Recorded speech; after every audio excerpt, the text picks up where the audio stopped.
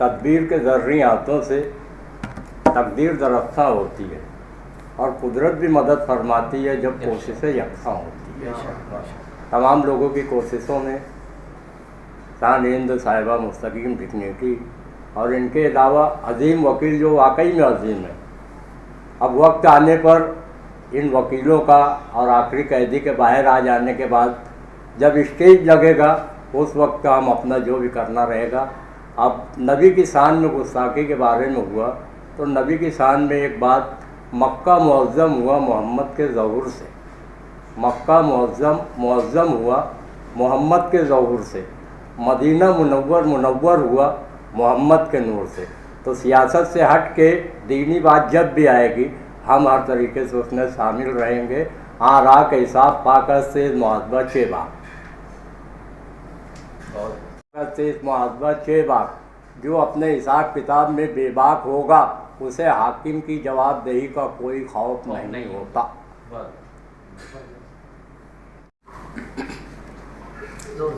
12 नवंबर 2021 हुजूर मोहम्मद सल्लल्लाहु अलैहि वसल्लम की शान में गुस्ताखी के ख़िलाफ़ रज़ा एकेडमी, ऑल इंडिया सुन्नी जमाअतुल उलमा और मालेगांव शहर के तमाम सियासी समाजी तबके से ताल्लुक़ रखने वालों ने एहतजाज किया। ये एहतजाज पुरअमन था। एहतजाज जब ख़त्म हो रहा था उस वक्त मामूली सा एक वाक़या पेश आया जिस पे बरहम होकर मालेगांव शहर की पुलिस ने सख्त कार्रवाई की। सख्त कार्रवाई का नतीजा ये हुआ कि जो लोग इस एहतजाज में शरारत करते हुए या किसी तरह का गैर कानूनी काम करते हुए साबित नहीं हुए, उनको भी केस बनाया गया और मालेगांव शहर के 60 से ज़्यादा अफराद इस एहतजाज में जेल में रहे 3 महीने 4 महीनों से ज़्यादा, और अभी भी कुछ लोग जेल में हैं।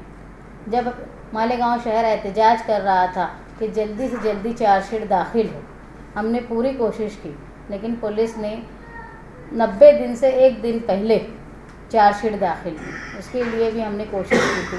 हमारा ये बोलना था, हमारी 2 मांग थी कि एक तो वक्त पर चार्जशीट दाखिल हो, दूसरा ये कि जिसका जो रोल है, यानी जिसने जो काम किया है उतना ही वो चार्जशीट में लिखा जाए। और चार्जशीट दाखिल हुई। जेल में रहने वाले लोगों को भी उम्मीद थी और उनकी जो बड़ी तादाद जो मालेगांव शहर में उनकी फैमिलीज़ थी और पूरा शहर इस बात का इंतज़ार कर रहा था कि जेल से इनकी रिहाई अब हो जाएगी, चार्जशीट आएगी। लेकिन उसके बाद यहाँ जब बेल एप्लीकेशन रखा गया तो उम्मीद के बिल्कुल बरखिलाफ़ रिजेक्ट हो गई बेल एप्लीकेशन। तो एक गहरा सदमा लगा, क्योंकि उम्मीद के बिल्कुल ख़िलाफ़ था। मालेगांव शहर के जो वकला काम कर रहे थे उनके लिए भी बड़ा झटका था, जो लोग जेल में थे उनके लिए भी झटका था, और जिनकी वो फैमिली जो इंतज़ार कर रही थी कि अब त्यौहार सर पर है, उनके लिए बड़ा झटका था। उस वक्त हमने ये बात महसूस की कि भाई कोर्ट को जो है वो हिलाना चाहिए, कुछ ऐसा करना चाहिए कि बड़ी ताकत जो है वो ये साबित कर देवे कि भाई ये लोग ऐसे गुनहगार नहीं है जैसा कोर्ट इनको समझ रही है, या पुलिस जो बता रही है कोर्ट को और कोर्ट वो मान रही है। इसके लिए हमने हाई कोर्ट में 3 पिटीशन दाखिल की थी।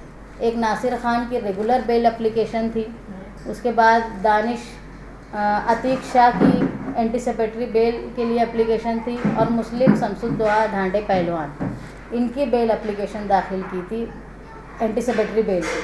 एंटीसिपेटरी बेल रखने की ख़ास वजह ये थी कि कोर्ट कोविड के बाद से बहुत स्लो चल रही है हाई कोर्ट, और इसमें बेल एप्लीकेशन बहुत स्लो सर्कुलेट होती है, लेकिन एंटीसिपेटरी बेल जो है वो जल्दी सर्कुलेट होती है। हमारी सोच ये थी कि अगर हाई कोर्ट से कोई ऐसा ऑर्डर आ जाता है जो इनकी राहत के लिए साबित हो, तो हम वो कोशिश कर रहे थे। जिस तरह आप लोगों ने देखा होगा माजी में कई लोग जाते थे, फ़ोटो खिंचाते थे हाई कोर्ट के बाहर, लेकिन कोई हाई कोर्ट में गया नहीं। लेकिन हम लोग खामोशी से गए और अल्हम्दुलिल्लाह पहली कामयाबी हमको अतीक शाह को बेल का हुआ, और दूसरी बड़ी कामयाबी जो हम लोगों को आई वो थी दानिश नफीस शाह, अतीक शाह। दूसरी कामयाबी जो आई वो मुस्लिम ढांडे को एंटीसिपेटरी बेल कोर्ट ने मंजूर की, हाई कोर्ट ने। इसमें ख़ास बात ये थी कि हम ये चाहते थे कि ऑर्डर ऐसा है कि जो लोग अभी भी जेल में हैं उनके लिए राहत साबित हो। और इसमें जो बेल ऑर्डर आया है इसमें बहुत सारी बातें ऐसी है जो ख़ास तौर पे जो मुस्तकीम डिग्निटी और मोहिउद्दीन के ऑर्डर में थी, उसको ही हाई कोर्ट ने एक मिसाल मान के एक जो ख़ास पॉइंट ये लिखा है कि जो पथराव हुआ था, पथराव की कोई भी वीडियो जो है वो पुलिस के पास नहीं है। और जब पुलिस से देती है कोर्ट में तो वो मुसलसल ये बोलती है कि ये पथराव में शामिल थे, लेकिन कोर्ट ने भी ये माना कि कोई वीडियो उनके पास नहीं। एक ख़ास बात जो हमारा जमहूरी हक़ है एहतजाज करना, ख़ास तौर पर हिंदुस्तान के जो आज हालात हैं, अक्सरियत इंतहाई दबाव का काम कर रही है, अक़लियत को दबाने का काम कर रही है। उस वक्त ये एक बड़ा फ़ैसला कोर्ट में हुआ है कि normally no exceptions can be taken for a call of peaceful demonstration, यानी अगर पुरअमन एहतजाज किया जाता है तो इस पर कानूनी चारागोई नहीं होनी चाहिए, क्योंकि मानते हैं हम लोग कि मालेगांव शहर के लिए एहतजाज करने वालों के लिए एक बड़ा कदम, एक बड़ी राहत का मामला है। क्योंकि 12 नवंबर के बाद जो हालात हो गए थे कि एक पुरअमन एहतजाज करने के लिए भी लोग डरते थे, उस डर को ख़त्म करने के लिए 1 फरवरी को हम लोगों ने दस्तूर बचाओ कमेटी की तरफ से जो लोग जेल में हैं उनके घर के लोगों को कानून में रहते हुए 3 अफराद को मुख्तलिफ़ जगह पर बैठाया था एहतजाज करने के लिए। वो हम बताना चाहते थे कि साथी निहाल अहमद साहब का जो एक शेवा रहा है कि जुल्म न बर्दाश्त करते हैं न जुल्म करते हैं, और जुल्म अगर होता है तो उसके ख़िलाफ़ एहतजाज करते हैं। उस शेवा को कायम रखने के लिए हमने एहतजाज किया था, ये दिखाने के लिए कि मालेगांव शहर की आवाम जो है किसी जालिम से डरती नहीं है। पहला एहतजाज 12 नवंबर के बाद हुआ था। उसके बाद ये जो ऑर्डर आया है वो जमहूरियत के लिए एक बड़ा कदम है, ऐसा हम लोग मानते हैं, एक बड़ी राहत। मुस्लिम डांडे को एंटीसिपेटरी बेल हुई, जिसमें जो ऑर्डर हुआ है हम ये उम्मीद करते हैं कि इस ऑर्डर की वजह से जो लोग अभी भी जेल में हैं, जिनकी बेल एप्लीकेशन रिजेक्ट हुई है, उनके लिए एक बड़ी राहत का काम होगा। और जो बेगुनाह हैं, जो कहीं शामिल नहीं थे, उनके लिए भी एक नए रास्ते खुलने का रास्ता बन गया। आने का मकसद ये था कि इससे पहले जब सरेंडर हुआ मैं, तो यहीं पे प्रेस कॉन्फ्रेंस लेके सरेंडर हुआ। उस वक्त भी मैं एक बात बोला था कि कब किस कोर्ट में जाना है ये हमको अच्छी से समझता है, और उसी का ये नतीजा है कि यहाँ पर अब्दुल अजीम खान साहब ने पूरी प्लानिंग से और जुडिशियरी सिस्टम को समझते हुए सेशन कोर्ट में सबसे पहले 75 में और 74 में उन्होंने बेल ली। उसके बाद एंटीसिपेटरी का ये जो पूरा पेडिशन था, यहाँ से पूरी गाइडलाइन अजीम खान साहब की टीम ने ही की, और वहाँ एडवोकेट महेंद्र ने आर्गूमेंट किया। अजीम खान की जो टीम है वो पूरे खुलूस से और कानून को समझते हुए काम काज कर रही है। इसके लिए मैं उनका और उनकी टीम का शुक्रिया अदा करता हूँ। मैं जब आया तो एक बात देख के बड़ा हैरान हुआ। पीछे कुछ वीडियोस देखा, कुछ फ़ोटोज़ देखा। अभी तक ऐसा है कि कारपोरेशन के गेट के पास लोग फ़ोटो खिंचा लेते हैं, मंत्रालय में जाएंगे वहाँ मिनिस्टरों से मिलेंगे, वहाँ तक फ़ोटो खिंचा लेंगे, समझेगा। ये पूरा शहर जानता है कि सबसे ज़्यादा हाईकोर्ट में जाता।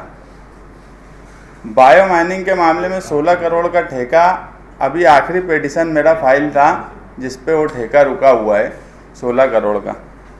मगर मीडिया या मालेगांव की आवाम कभी मुझे ऐसा नहीं देखेंगे कि हाईकोर्ट के बोर्ड के पास खड़ा होकर मैं फ़ोटो खिंचाया और ये बोला कि मैं हाईकोर्ट आ गया।